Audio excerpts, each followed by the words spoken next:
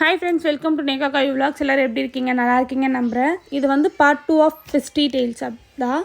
அதை பற்றி தான் இப்போ நம்ம பார்க்க போகிறோம். நம்ம வந்து லஞ்ச் முடிச்சுட்டு முன்னாடி வந்து டாக் பார்த்துருப்போம். இப்போ வந்து கேட் தான் பார்ப்போம். லஞ்ச் முடிச்சுட்டு நம்ம போகிறதுக்கு கரெக்டாக இருந்துச்சு. ஏன்னா டாக் வந்து 3:30க்குலாம் முன்னாடி போனால் தான் வந்து இருந்துச்சு. 3:30க்கு அப்புறம் வெறும் கேட் தான் இருக்கும். அதை பற்றின டீட்டெயில் எல்லாமே நான் ஃபஸ்ட் வீடியோலேயே சொல்லியிருக்கேன். செக் பண்ணாதவங்க நான் கீழே லிங்க் டேக் பண்ணுறேன்.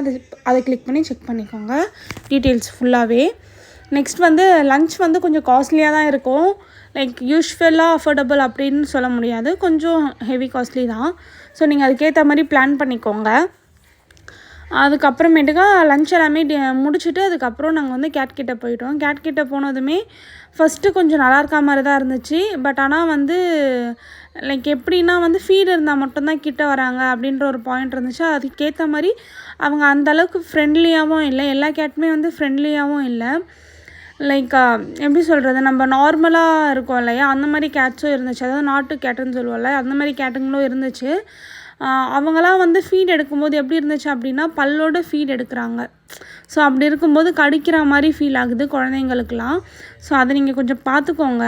ஏன்னா என்னோடய பேபியுமே அப்படி தான் ஃபீல் பண்ணால், நானுமே ஒரு 2-3 கேட் கிட்ட அந்த மாதிரி ஃபீல் பண்ணேன். நம்ம நார்மல் இந்த நல்ல ஹெல்த் எப்படி சொல்கிறது, வீட்டிலேயே வளர்க்குறதுக்காக, அதாவது இந்த புஸ் கேட் அந்த மாதிரிலாம் இருக்குல்ல, அதெல்லாம் வந்து நல்லாவே வந்து ஃபீட் எடுத்துச்சு. அது எடுக்கிறதே தெரியலை. ஸோ அந்த மாதிரி இருக்க கேட்டாக நான் சூஸ் பண்ணி தான் பாப்பாவை ஃபீட் பண்ண சொல்ல கொடுத்தேன். ஏன் அப்படின்னா இந்த நார்மல் கேட்லாம் வந்து கடிக்கிற மாதிரி இருக்குது. அது வந்து குழந்தைங்களுக்கு சேஃப் இல்லை அப்படின்றதுக்காக சொல்கிறேன். அதே போல் வந்து எல்லா கேட்டுமே வந்து ஃப்ரெண்ட்லியும் கிடையாது. ஸோ அதையும் வந்து செக் பண்ணிக்கோங்க. செக் பண்ணிவிட்டு நீங்கள் பக்கத்துலேயே இருங்க பாப்பாங்க கூட. ஏன்னா வந்து சில கேட் வந்து கொஞ்சம் அக்ரெசிவாகவும் ரியாக்ட் பண்ணுது. ஸோ அதுக்காக சொல்ல வரேன். அதே போல் கேட்டோட டைமிங்ஸுமே பெருசாக ரொம்ப நேரம் ½ an hour டாக் மாதிரிலாம் இல்லை. சம் 15 to 20 minutes தான் கொடுக்குறாங்க. ஸோ அதுக்கேற்ற மாதிரி நீங்கள் பிளான் பண்ணிக்கோங்க. ஏன்னா அவங்க கொஞ்சம் ஸ்ட்ரெஸ் ஆகிடுவாங்க அப்படின்றதுக்காக அவங்கள ரொம்ப நேரம் கொடுக்குறதில்ல. அதுக்கேற்ற மாதிரி நீங்கள் பிளான் பண்ணிக்கோங்க. கேட் எவ்வளோ நேரம் பார்க்கணும் அப்படின்றது. எனக்கு பர்சனலாக பிடிச்சது அப்படின்னு எனக்கு கேட்டிங்கன்னா கேட்டாக கேட்டிங்கன்னா டாக் தான் நான் சொல்லுவேன்.